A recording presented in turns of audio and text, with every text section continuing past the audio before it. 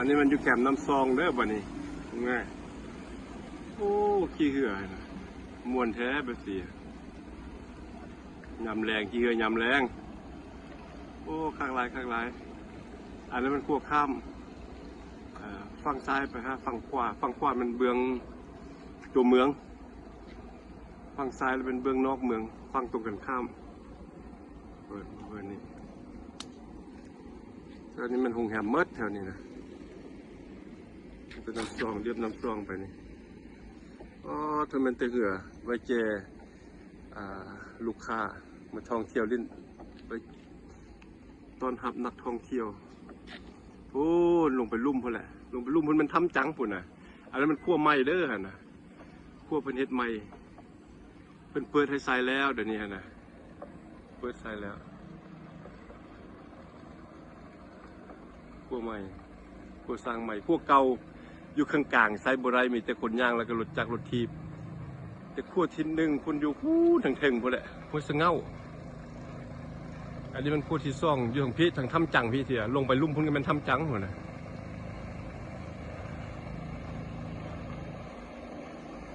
โอ้เหนื่อยเนี่ยเพื่อนสบายพักผ่อนย้อนอารมณ์ดีแท้ๆเพื่อนงั้นจะนักท่องเที่ยวมาเท่านี้นะ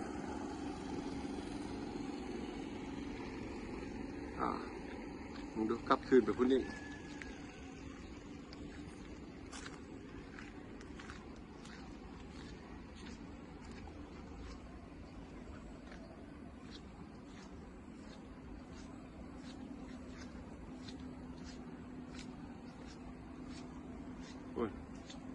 แถวนี้ก็แม้แต่อันน่ะ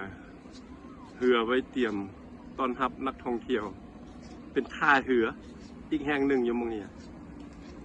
ท่าเหือแห่งที่สองแห่งที่สามกับบุฮูอะไรเนี่ยแม้แต่ท่าเหือเรียบแคมป์น้ำซองเนี่ยทางเทิงพุ่นก็มีเหืออันนี้นักท่องเที่ยวอย่างเที่ยวน้อยเพราะมันเศร้าวันคิดแต่มีนักท่องเที่ยวมาไล่เหืออยู่แถวนี้บุกก่อซ้ำท่าเหืออะไรเนี่ยโอ้แถวนั้นมันปลูกผ้าป่าไม้โอ้แล้วมันก็เจ้ากีถูกไหม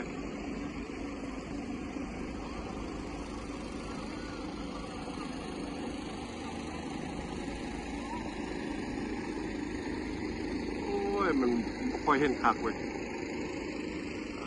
ท้องฟ้ามืดมนก็จะจุดไฮมีควันไฟไล่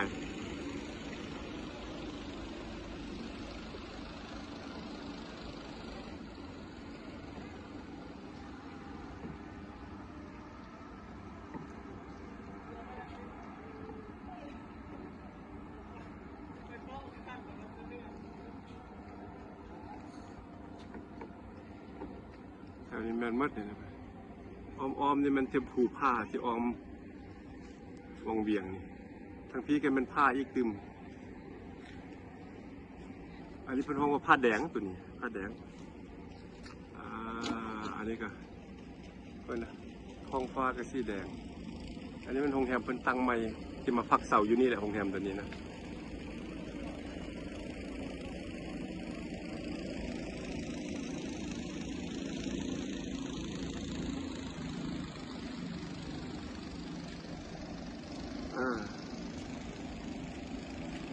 นี่ก็ฝากน้ำซองเบื้องนั้นเบื้องตัวเมือง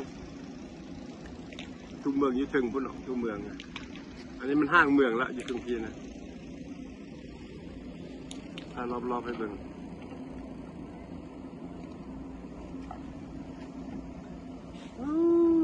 ผมไม่เห็นนักท่องเที่ยวมาเป็นซ้ายเป็นแบบนี้เงินมัดอ่ะ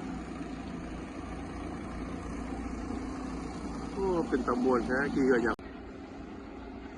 โอ้อันนี้บรรยากาศยามเช้าเด้อเดี๋ยวเลยเบิ่งคนมาขี่เหือจะเช้าเลยอยู่ลำซองคนมาขี่เหือจะเช้าเลยตอนนี้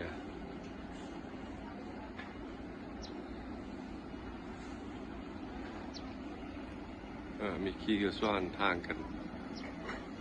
อันแกเป็นขั้วข้ามน้ำซองแห่งที่ซองเพิ่นกำลังเปิดให้ใส่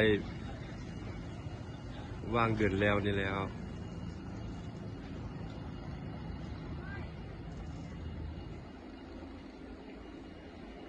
อันนี้มันอยู่ทางล่างของแฮมหรือทางล่างของแฮมสายภูเข้าอ้อมฮอบตัวเมืองวังเวียงนี่งามหลายอันนี้เบื้องล่างของโรงแรมนี่จะภูเข้า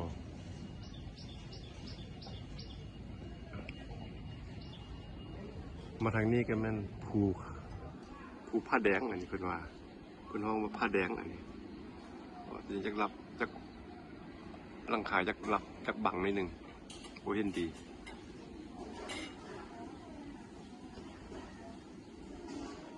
แต่ที่มัวๆนั้นบ่แม่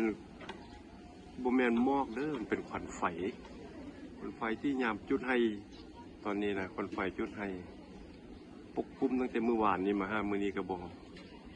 หายไปใส่เถื่อก็จะปกคลุมอยู่อันนี้มันบานห้วยแง่เป็นว่าห้วยแง่อันนี้ก็ที่มันคือห้วยแง่ไล่ไปตามนี้มันอยู่ทางล่างของโรงแรมห้วยแง่นี่ก็ซ้อนออกไปเลยแล้วออกตากซ้อนออกน้ำซองพนคือกันห้วยแง่นี่ก็อันนี้มันหมู่บ้านห้วยแง่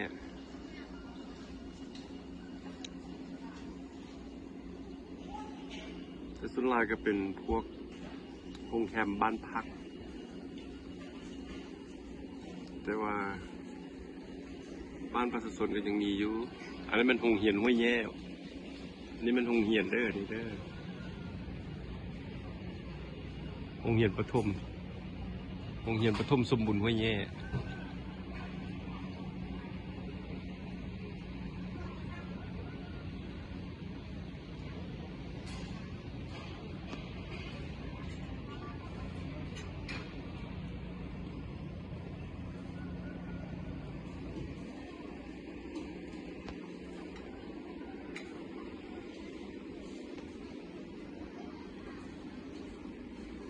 อันนี้มันเส้นทางสิไปลินท